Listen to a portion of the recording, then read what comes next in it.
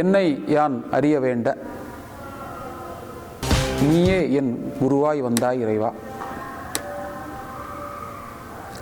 சென்னியில் சிந்தை வைத்தே சீர்தவம் முறையாய் ஆற்றுகின்றேன். முன்னை சேர் வினைகள் தூய்மை பெறவே முயன்று அறநெறி நின்று வாழ்கின்றேன். என்னுள் உன்னையே காட்டி அறிவாய் நிறைந்து நிற்கின்றாய். யாம் உரைக்கும் வார்த்தையெல்லாம் நாயகன் நின் திருவார்த்தையே அன்றி யாம் உரைக்கும் வார்த்தை அல்ல. வாழ்க வையகம், வாழ்க வையகம், வாழ்க வளமுடன். நண்பர்களே, இப்பொழுது உங்களுக்கு துரியாதீதம் அதனுடைய தவ பலன்களை பற்றி உங்களுக்கு சொல்ல இருக்கிறேன். துரியம் என்ற ஒரு தவநிலையில் நம்முடைய பிராரப்த கர்மங்கள் எல்லாம் ஒவ்வொன்றாக நம்மை விட்டு வலுவிழந்து செயலிழந்து போகின்றன.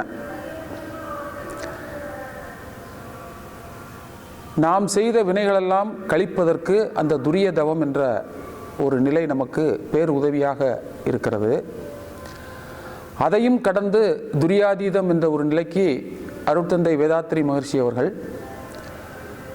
அவர்களுடைய குருமகான் பரஞ்சோதி மகானை விட்டு வெளியே வந்து நமக்காக கொடுத்த ஒரு அற்புதமான ஒரு தவம்தான் துரியாதீத தவம்.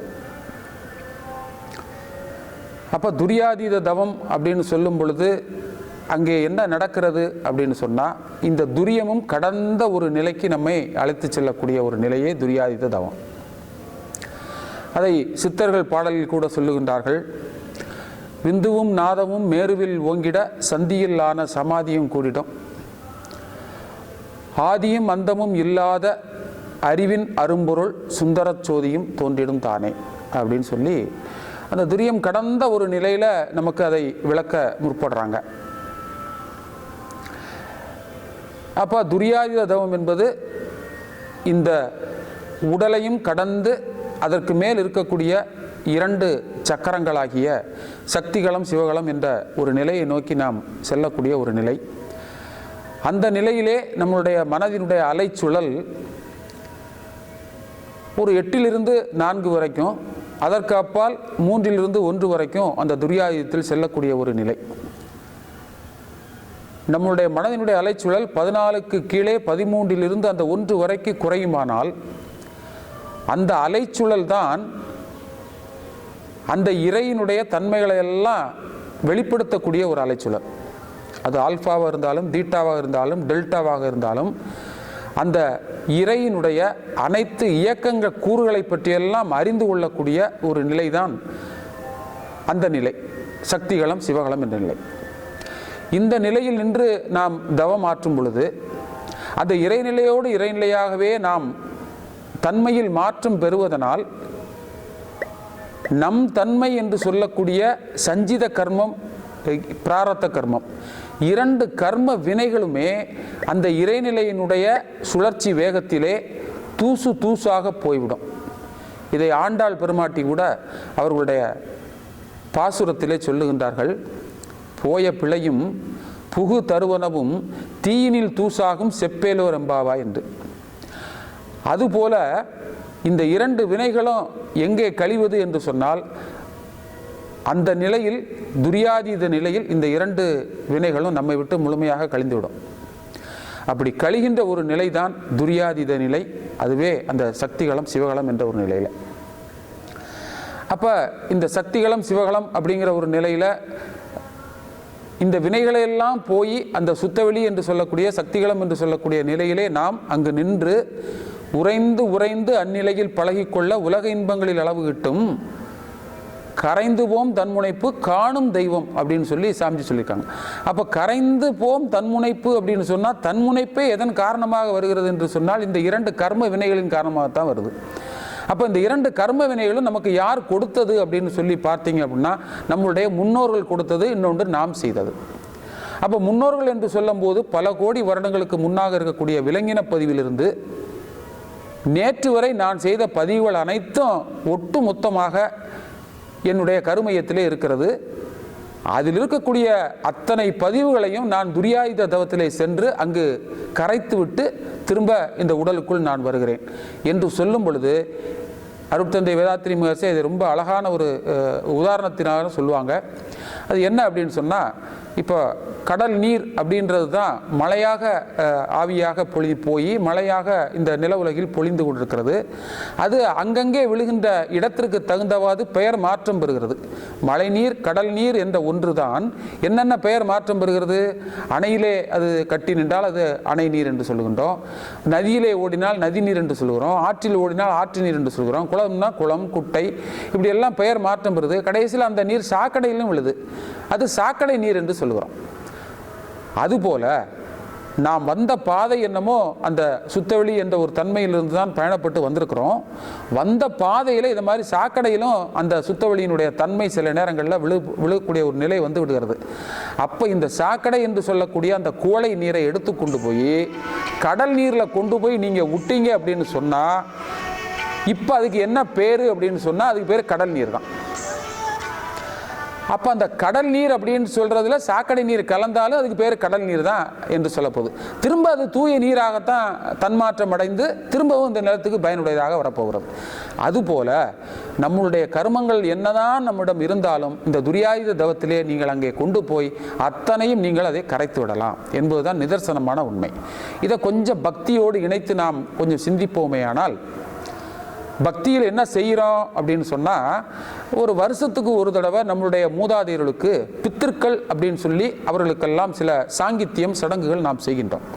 என்னென்ன சடங்குகள் செய்கிறோம் அப்படின்னு சொன்னால், ஒரு புரோகிதரை அழைத்து அந்த சடங்கை செய்யும் பொழுது அந்த 3 உருண்டைகளாக அந்த பிண்டம் அப்படின்னு சொல்லக்கூடிய ஒன்றை உருவாக்குவாங்க. ஒரு மாவை பிணைந்து உருவாக்கி அதுக்கு பொட்டுட்டு பூவெல்லாம் போட்டு முதல்ல கேட்பாங்க, யார் இறந்துருக்காங்க, உங்களுடைய தாயா தந்தையா, இல்லை 2 பேருமா, ரைட்டு, அவர்களை பேரை சொல்லுங்கம்பாங்க. அதை பேரை சொல்லிவிடுவோம். அதுக்கடுத்து உங்கள் தாத்தா பேர் சொல்லுவோன்னு சொல்லுவாங்க. உடனே தாத்தா பேரை சொல்லுவோம். அடுத்தது தெரியாதுன்னு சொல்லுவோம், ஏன்னா அது வரைக்கும் தான் நமக்கு தெரியும். அதுக்கடுத்தது உடனே அவரே சொல்லிடுவார், பாட்டனார் முப்பாட்டனார் அறிந்தும் அறியாத பேருக்கும் அப்படின்னு சொல்லி காசி காசி காசின்னு என்ன பண்ணுவாங்க, அந்த எள்ளும் தண்ணி இறைக்கிற நிகழ்ச்சி வருஷத்துக்கு ஒரு இடம் நினைத்து அந்த பிண்டம் கரைத்தல் என்ற ஒரு நிகழ்வு எங்கே நடைபெறும்னா நேராக கொண்டு போய் அதை 5 பூதங்களில் ஒன்றாகிய நீரில் கரைத்து விடுவார்கள். இது பக்தியில் நடக்கக்கூடிய ஒரு விஷயம். இன்னும் சில இனத்தார்கள் இருக்கிறாங்க, அவங்க மாதம் அந்த அமாவாசை தினத்தன்று அந்த பித்திருக்களுக்கு அந்த எள்ளும் தண்ணி இறைக்கிற சில விஷயங்களை அவங்க சடங்காக செய்து கொண்டிருக்கிறாங்க. இப்போ வருஷத்துக்கு ஒரு தடவையோ மாதத்துக்கு ஒரு தடவையோ அந்த பித்திருக்களுக்கு வேண்டிய அந்த விஷயங்களை செய்கிறது அப்படிங்கிறது பக்தியில் நடைபெறுது.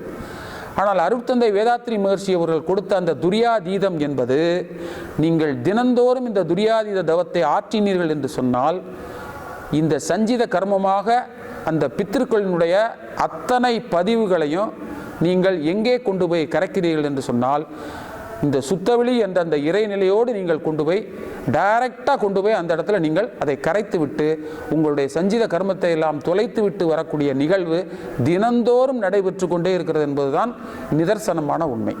அப்பேற்பட்ட ஒரு உன்னதமான தவம் தான் இந்த துரியாயுத தவம்.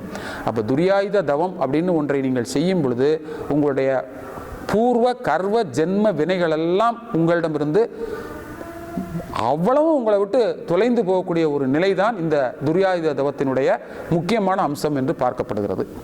அதுபோல உங்களிடம் இருக்கக்கூடிய கர்ம வினைகளின் மூலமாக வரக்கூடிய கர்ம நோய்கள், தீராத நோய்கள் எல்லாம் இந்த துரியாயுத தவத்தின் மூலமாக உங்களிடமிருந்து முழுமையாக விலகும். இது சித்திப்பதற்கு சில காலம் ஆகும் என்று தான் சொல்லுகின்றார். அதற்கு நீங்கள் செய்யக்கூடிய மன தூய்மை, வினை தூய்மை, அதாவது தவம் அறம், இந்த ரெண்டும், தவம் என்பது மன தூய்மையை கொடுக்கும், அறநெறிபடி நின்று நீங்கள் வாழ்ந்தால் உங்களுக்கு வினை தூய்மையை கொடுக்கும்.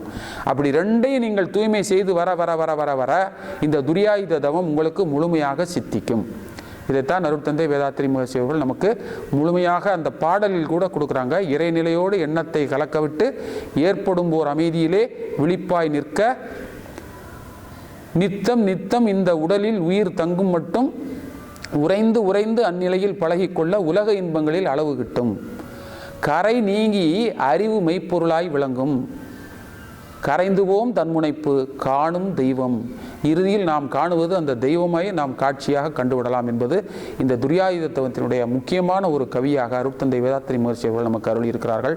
நாம் அனைவரும் துரியாயுத தவம் என்ற ஒரு சிறப்பான தவத்தை செய்து நம்முடைய கர்ம வினைகளை எல்லாம் நீக்கி அந்த இறை உணர்வு பெறுவோம் என்று சொல்லி இந்த இனிய சிந்தனையை நிறைவு செய்கிறேன். வாழ்க வையகம், வாழ்க வையகம், வாழ்க வளமுடன். அருட்தந்தை வேதாத்ரி மகர்ஷியினுடைய வேதாத்திரியத்தை இந்த உலகெல்லாம் நாம் ஓங்கி ஒலிக்கக்கூடிய ஒரு பொறுப்பும் கடமையும் ஒவ்வொரு மனவள கலைஞர்களுக்கும் இருக்கின்றது. ஆகவே இந்த ஞானக்கண் என்ற ஒரு யூடியூப் சேனலை நீங்கள் அனைவரும் முக்கியமாக பார்க்க வேண்டும். பார்த்து அருட்தந்தை வேதாத்ரி மகர்ஷியினுடைய கருத்துக்களை உங்களுடைய கருமையத்தோடு இணைத்து கொண்டால் மட்டும் பத்தாது. நீங்கள் அதில் உங்களுடைய விருப்பத்தை செய்வதற்கு லைக்கு அல்லது கமெண்ட்டு அல்லது ஷேர் இந்த மூன்றையும் நீங்கள் அதில் கொடுத்தீங்க அப்படின்னு சொன்னாவே உங்கள் கருமையத்தில் பதிவாக இருக்கிறது தான் நீங்கள் வெளிப்படுத்துகிறீங்க. நீங்கள் அதில் கை வச்சிட்டீங்கன்னாவே எங்கள் பதிவு ஆனது அப்படி வெளிப்படுது, வேதாத்திரியம் தான் வெளிப்படுது அப்படிங்கிற உணர்வோடு என்ன பண்ணுங்கள், இதை நீங்கள் அனைவரும் என்ன பண்ணுங்கள், கமெண்ட் பண்ணுங்கள், லைக் பண்ணுங்கள், உலகெல்லாம் பரப்புவதற்கு ஷேர் பண்ணுங்கள் என்று சொல்லி இந்த ஞானக்கண் என்ற ஒன்றை நீங்கள் முழுமையாக பார்த்து உலகெல்லாம் ஓங்கி ஒலிப்பதற்கு இன்னும் ஒரு விஷயம் செய்யணும், சப்ஸ்கிரைப்பும் பண்ணுங்கள். அப்படி பண்ணிட்டீங்க அப்படின்னு சொன்னால் உலகெல்லாம் என்ன செய்யும், இன்னும் மேற்கொண்டும் விரியும். அருட்தந்தை வேதாத்ரி மகர்ஷி நினைத்த அந்த உலக சமாதானம் என்பது, உலக அமைதி என்பது இந்த உலகம் பூரா நிலைக்கும் என்று சொல்லி உங்கள் அனைவரையும் மீண்டும் ஒரு முறை வேண்டி கேட்டுக்கொள்கிறேன். ஞானக்கண் என்ற ஒரு யூடியூப் சேனலை உங்கள் அறிவோடு இணைத்துக் கொள்ளுங்கள். வாழ்க வளமுடன், வாழ்க வளமுடன், வாழ்க வளமுடன்.